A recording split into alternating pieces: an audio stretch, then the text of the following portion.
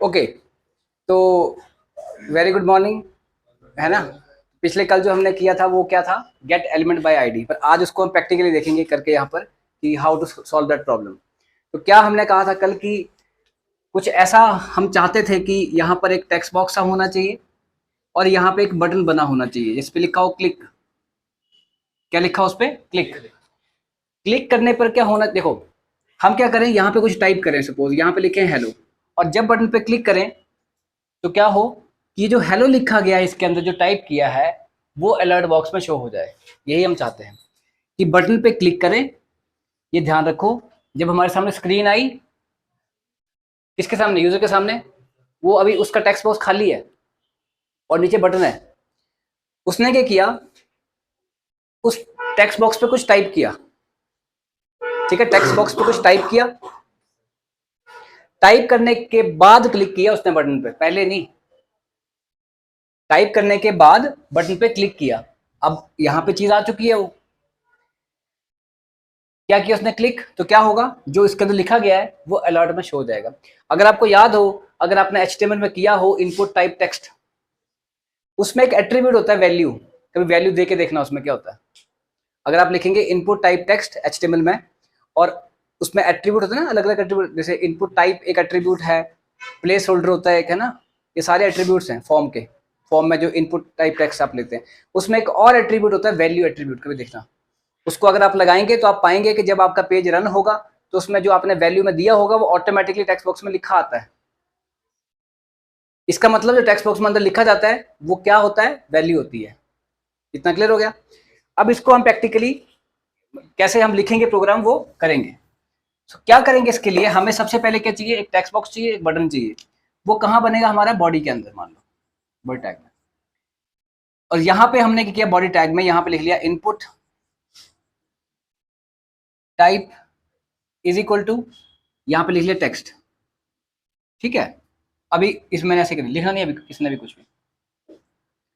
फिर यहाँ पे लिखा BR मान लो, और फिर किया क्या, input type is equal to button.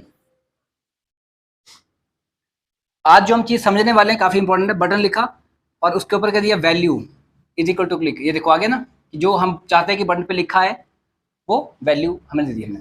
एक और मैंने लिखा है यहाँ पे ऑन क्लिक। ऑन क्लिक क्या है यहाँ पर, आपको पता होगा, याद होगा, इवेंट है ये, कि इसके क्लिक, बटन के क्लिक होने पे क्या होना है वो मैंने अभी फंक्शन बनाना है। सपोज मैंने यहाँ पे फंक्शन बना लिया, कुछ भी शो नाम का फंक्शन बना लिया मैंने, बना लिया मतलब यहाँ पे लग रही है कॉल, बनेगा ऊपर। अब आपने देखा अभी तक मैं जो लिखता था स्क्रिप्ट टैग वो कहाँ लिखता था? बॉडी टैग के अंदर। वो भी चलने को चल जाएगा, बट मोस्टली क्या होता है कि जो आपका स्क्रिप्ट टैग होता है उसको आपको हेड टैग में लगाना चाहिए, और जो फंक्शंस होते हैं। क्यों? क्योंकि हम चाहते हैं कि जो फंक्शनैलिटी होनी है, देखो जब भी आपका पेज की प्रोसेसिंग होगी वो हमेशा टॉप टू बॉटम होती है। मान लो टॉप टू बॉटम प्रोसेसिंग होती है। आपने क्या किया, अभी चलो प्रोग्राम छोटा है आपका, कल को ज्यादा हो बड़ा, अगर आप क्या करोगे गलती से, मान लो आपने जो टेक्स्ट बॉक्सेस या जो HTML के एलिमेंट थे वो बना लिए ऊपर और फंक्शन बनाया नीचे उनके, तो प्रोसेसिंग के टाइम पे क्या होगा, आपको जो पेज आपका प्रोसेस होगा उस पे जो टेक्स्ट बॉक्स लगा हुआ है आपका और जो ये बटन लगे हुए हैं आपका, जो भी लगा होगा वो आपको पहले दिख जाएगा। और अभी फंक्शन की प्रोसेसिंग नहीं हुई होगी और यहाँ पे आप कह रहे हैं कि कॉल लगा दो, तो अभी फंक्शन तो उसने पकड़ा ही नहीं है। तो क्या करेंगे, if you will perform any event, वो इवेंट परफॉर्म नहीं हो पाएगा, वो फंक्शन कॉल नहीं हो पाएगा, क्योंकि वो फंक्शन कहाँ बना है, इसके नीचे बना है।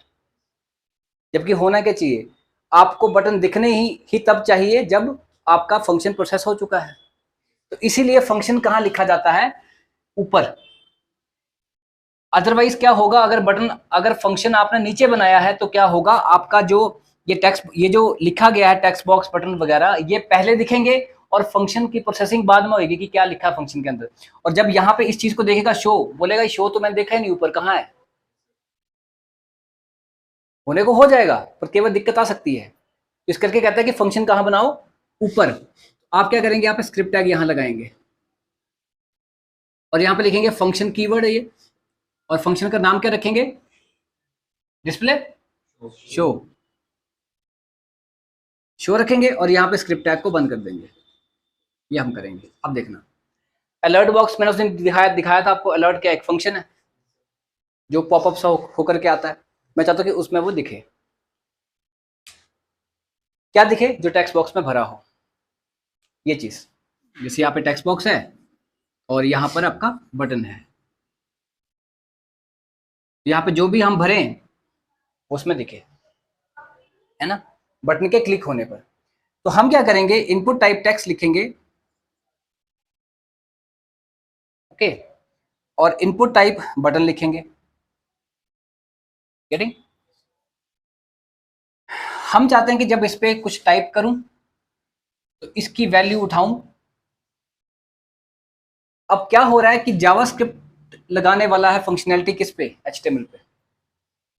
और ये तो है ही है कि अगर HTML नहीं होगा तो जावास्क्रिप्ट लगाएगा किस चीज पर? फंक्शनैलिटी। फंक्शनैलिटी लगाने के लिए कोई ना कोई, जिसे हिंदी में ठोस चीज कहते हैं, वो तो होनी चाहिए ना।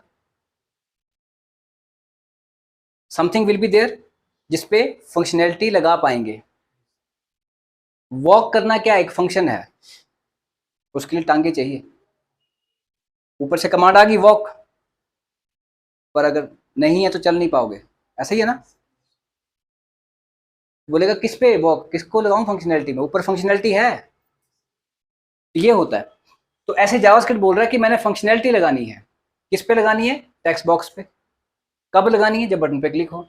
जब बटन पे क्लिक होगा तो आपको मैंने कह दिया कि ऑन क्लिक शो को कॉल लग जाएगी, यहाँ पहुंच जाएगा। कॉल लगना क्या होता है? उसको बुलाना फंक्शन को ना। फंक्शन का फायदा उस दिन हमने पढ़ा था क्या होता है कि एक बार फंक्शन बना के रख लिया, अब उसको जितनी मर्जी बार जहां चाहे से आप उसे कॉल लगा सकते हैं, यूज कर सकते हैं। क्या कि यहाँ पे input type button value is equal to click, on click show को कॉल, यहाँ पे लगा दी कॉल। अब यहाँ पर मुझे क्या करना है कि जो टेक्स्ट बॉक्स में लिखी गई वैल्यू है उसको उठाना है और अलर्ट बॉक्स में शो करना है।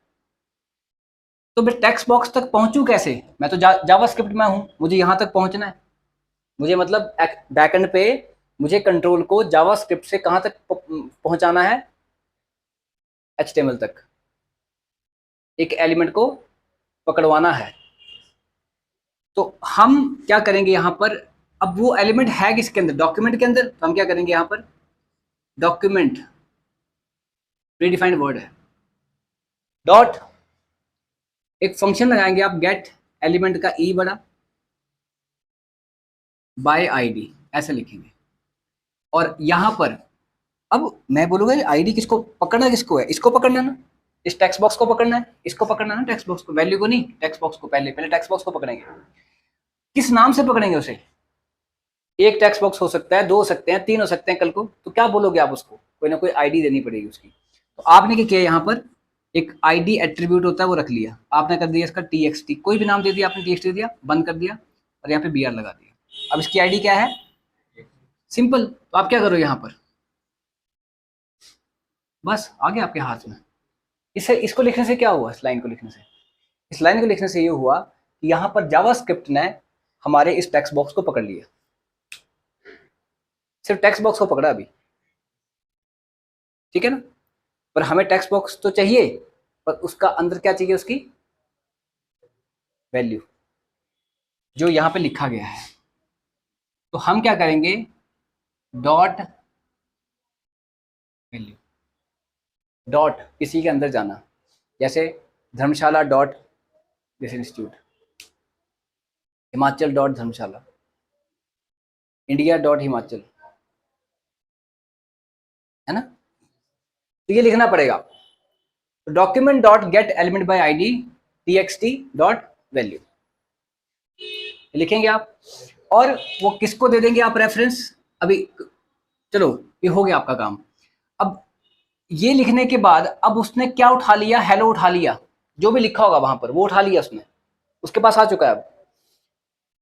पर या तो मैं पूरा का पूरा अलर्ट में लिख दूं ये, तो भी आ जाएगा। पर मैं कहता हूं क्यों अलर्ट में लिखूं?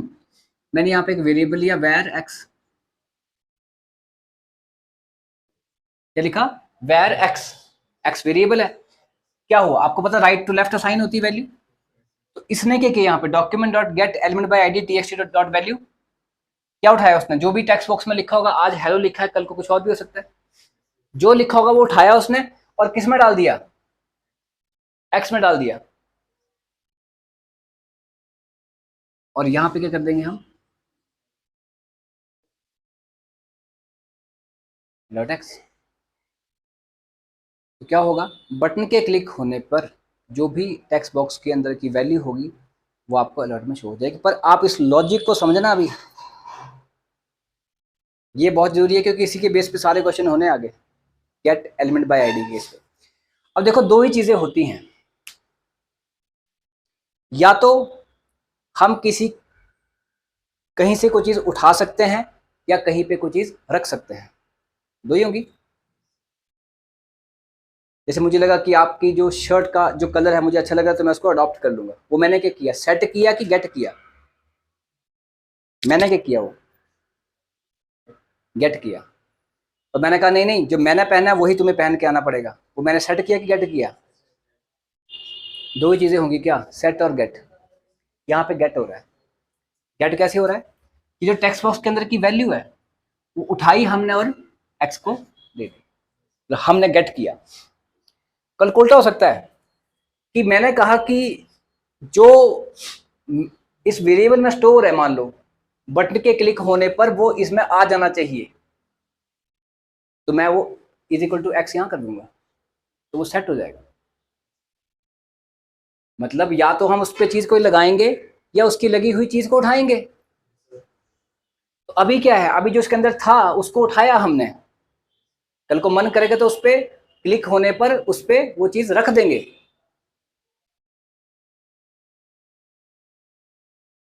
गेटिंग, पर गेट एलिमेंट बाय आईडी लगेगा ही लगेगा।